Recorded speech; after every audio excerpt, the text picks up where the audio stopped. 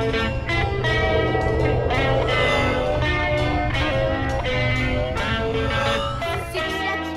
guys and welcome again to the OVFL podcast. Today we're looking at the state of the franchise and the Hamilton Ironmen. We're very, very lucky here at House Edge to be joined on the phone with Kyle Quinlan. We all know him. He was the guy in the OUA and the CIS for a couple of years there. He brought his McMaster Marauders to back-to-back Vanier Cups. He won one of them against the Laval Rouge et Or, and we're so welcome to have him here. So happy to have him. Coach Kyle, thank you so much for joining us.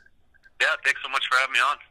So for anybody that doesn't know, Kyle Quinlan, after his illustrious career we've all heard about, he decided last year to take his talents and his coaching ability, his knowledge of the game, and help turn around the Hamilton Ironmen organization. So I guess to start off, Coach, what's that been like for you? What's that process been like? What was the transition from player to coaching? Well, it's definitely had its ups and downs. You know, there's a certain aggressiveness that I like to play with, as a player, and kind of had that passion to get physical, even from the quarterback spot. So you could unleash a little bit of physicality to the game. So that's been an adjustment. Obviously, you got to just sit back and, it's a little unnerving. You got to just hope that you prepared your guys as much as you can, and you get those guys ready for battle. And then, come game time, you make some decisions, but essentially the ball's in their hands, and you got to just trust your guys to get it done. Okay, yeah, absolutely. I mean, that's something I don't myself look forward to. It's got to be pretty tough to take the shoulder pads off and not be able to lower that shoulder when you get a little frustrated. I can imagine. So, what was it then that made you decide to give back and help, especially in the OVFL, which is such a difficult league? Well, I came up. I consider myself very fortunate. Actually, I had quite a few really good coaches, good mentors as I was growing up, and I actually came from a household of just full of women. I have 5 sisters, and I was raised by a single mother. So, not many other guys were around, other than uncles and stuff like that. So, I consider myself really lucky to have a bunch of mentors and teachers along the way that kind of helped guide me and get me to where I was and where I'm at today. So, I thought it was a good, appropriate time once I finished up my time at Mac there to get into the coaching ranks and try to be that type of mentor for the next guy to come up through. Absolutely. And how important do you feel it is? I mean, you could have spoke about it a little for yourself, but do you think the kids are always aware of how big of an impact some of these volunteers and some of these coaches are having on them, or do you think it's something that normally they look back on later in life and are kind of like, wow, Coach Quinlan helped me out so much, I don't know where I'd be without him? Is it a conscious thing or more subconscious? I think, and you would be able to relate to this too. Like you look at the guys that are successful, the guys that are going on to play CIS, NCAA, next level football. I think they can all point you back to at least one, in many cases way more than that, but key coaches or mentors along the way that helped guide them and keep them straight and narrow. And so I think the guys that are getting to the next level and the guys that are making an impact, they could easily tell you how big of a role a good mentor plays. Mm-hmm. And then some of the guys that get lost along the way, I think, maybe someday they'll look back and kind of see that as something that was maybe missing in their life. Okay, so if any kids around Hamilton aren't sure about playing OV and want to know what the head coach of the varsity team, what his philosophies are, what would you say you kind of identify yourself with as a head coach? Are you a X and O's guy, make them run, or is it a mental game to you? What do you bring as a head coach? Yeah, I'm a competitive guy. Mm-hmm. Definitely a competitive guy. I've surrounded myself with a bunch of like-minded coaches, guys who are definitely going to put in a lot of time, a lot of hours, and a lot of attention to detail into preparing our guys. I think the most important thing at this stage, as we just talked about mentorship, I think is preparing these guys not only mentally but also physically for the next level. I think you can measure some of the best programs in the OVFL by how many kids they pump out into the NCAA and CIS, CJFL. So that's something that my staff and I are trying to put a big focus on moving forward. All right, absolutely. So moving back to last year, I know there's been a big regime change in Hamilton from the top down. back in my day when I was playing, Hamilton was always one of those teams that you had to come strapped up and ready to go with. Not to say they're not anymore, but what has some of the difficulties been with? It's a hard way to say it. I don't want to say the decline, but the changeover, the turnover in the Hamilton ranks. I know the OFC team, the Hamilton Hurricanes, might be part of the issue. Touch on that a little bit if you can. Yeah, I think it's nothing to be shy of. When I walked into this job, I knew it was going to be a tough job, and that's because, and this is specifically to the senior level, the junior and bantam Ironmen have been going strong for many years, and they've got a great tradition.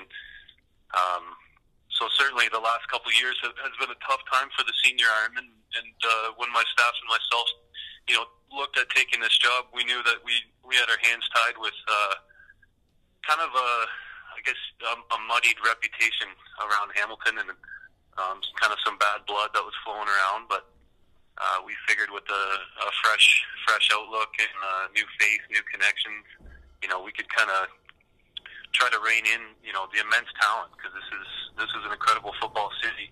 The Hamilton Tiger Cats fan base is one of the best out there. I firsthand was able to witness the McMaster University fan base, and the CJFL Canes, they got a great long tradition. So there's plenty of great fans in this city, and there's plenty of great football players. So I think our challenge is to kind of try to clear the air out there, mend some of those bridges, some of the old bad blood, and just try to get kids in the right spot and develop and get them on to the next level. Absolutely. And how do you think that, I don't want to say battle, it shouldn't be a competition between the two teams, the two Hamilton teams, because we want every kid in Hamilton to be playing football at a high level, of course, but how do you improve the amount of the registration, for instance? Because I think last year your team was only around 45, 46, which isn't small by any means, but it's not one of the bigger teams that you could see out of a city that size. How do you go about doing that? Is that sort of something that might just take some time as kids see what you and your coaching staff are doing is positive, or is it a promotional thing? What do you think you need to do going forward? I think you nailed it. I think it's a combination of that, right? So obviously you got to have, promote your organization and appear as a professional, professional organization that people are going to be attracted to, and that's players and sponsors and new coaches. And we actually, this is our first year with a new president of the Hamilton Ironmen. That's John O'Brien. So immediately, I've already seen some great changes, and like I alluded to earlier, I think a lot of the trouble we were having and still deal with to a certain extent is some of the bad blood and old relationships, kind of from the old regime. So I'm excited about the new faces in town, and I think kids just need to know there's options. Mm-hmm. There's options to play football, and I think that's a good problem to have for the city with this many kids looking to play. They don't all have to go to one squad and sit on the bench and vie for time. There's some good competitive football being played in the OVFL and right around the corner. So that's kind of been our main message. Mm-hmm. Obviously, it helps to, in my mind, play in the toughest conference, in the toughest league. This is OVFL, as you know, covering this thing is, I believe, to be the premier league in the country, actually. So the amount of talent that is produced out of this league every year is just absolutely astounding. So I think just kind of opening eyes to that, and appearing as professional as we can. Absolutely, and here at House Edge, we're going to try to give you any promotional tools we can. We'll try to help you guys out. We're going to spread that message for sure, because we want to see a Hamilton Ironmen team that's ready to dominate again, whether it's 2015, 2016, or the years to come after it. So looking at these, sorry. Well, we appreciate that big time. The coverage that you guys are doing. Obviously that goes a long way at getting the brand out there, and we appreciate every amount of time you guys spend on that. Hey, absolutely. That's what we're trying to do. We want to help build this thing into the monster that it could be. So moving forward, the 2015 team that we're going to see, whether it's the JV teams, I think you said you might be able to touch on that a little bit. What does the state of the Ironmen look like? Is there some optimism going up through those junior ranks? You got some kids coming up to varsity. What's that JV team look like, if you've had any communications with their coaches and looking at their registration? Yeah, like I said, the last year was obviously, fairly disappointing. We went 0-8 as a senior team. our numbers dwindled drastically by the end of the year with, as you know, such a physical league. 4-down football, teams are still pounding the ball, so you got to go in with a full roster to last that thing. But the juniors last year had a great year. Lost a heartbreaker in the semis, I believe, after having a bye. Okay. So they're actually graduating a pretty good amount of guys up to us this year to the senior level, and hungry guys too. As you know, if you're losing a championship or playoffs the year before, you're coming in pretty hungry. We return about 20 to 25 guys from our senior team alone. That just kind of speaks to how young we were last year. Mm-hmm. And then I think the new ownership and kind of us getting our face out there, we've got a whole bunch of new registrants as well that haven't played junior and haven't played Ironman before. So who knows? It's such a physical league. It's such a competitive league, and our conference specifically. So we're going to certainly have our hands tied, but the coaches are all optimistic, and we're excited to get our grips into these guys and start working. As far as the junior program goes, I know there's a handful of guys on there that I'd love to pull up, and we're not going to do that, but it just speaks to the talent that's still in that program. I'm expecting those guys to have a good year. I know Coach Ken McGuire, he's a very tenured coach in this league, one of the most respected guys around, so he's going to have those guys itching for another crack at the championship. So I'm excited to see how their season plays out too. Absolutely, and I think you touched on it a little bit there. I'm sure, knowing how big Hamilton football is and how many kids there are, there'll be some kids coming out of the woodwork, climbing out of their basements to come play with Coach Kyle Quinlan.